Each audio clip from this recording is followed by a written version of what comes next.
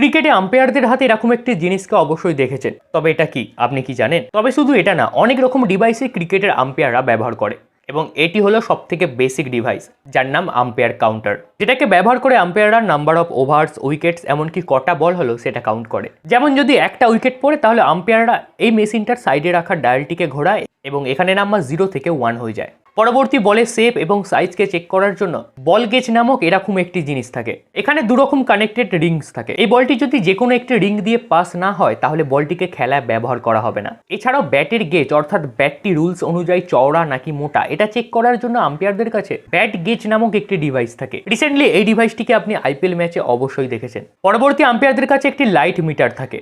এটাকে ব্যবহার করে আম্পায়াররা লাইটের কন্ডিশনকে লাক্স ইউনিটে ক্যালকুলেট করে। যদি আম্পায়ারদের মনে হয় যে লাইটিং কন্ডিশন খারাপ বা লাইট কম আছে তাহলে তারা টেস্ট ম্যাচকে সাসপেন্ড করে দেয়। এমনকি প্রয়োজনে দিনের বেলা গ্রাউন্ডসের লাইটকেও অন করে দেওয়া হয়। তবে এই কটা ডিভাইসের মধ্যে আপনি কোনটার ব্যাপারে জানতেন অবশ্যই কমেন্ট করে জানান।